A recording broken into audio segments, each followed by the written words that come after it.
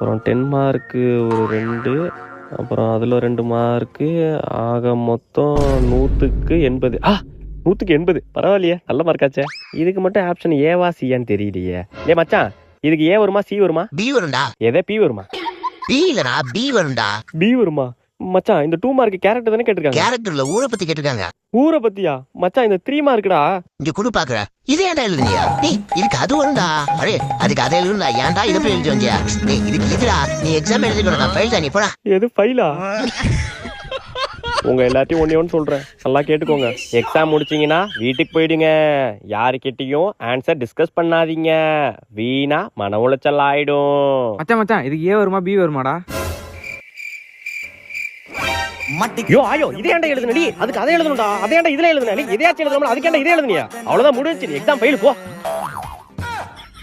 ஏதோ என்னால முடிஞ்சது.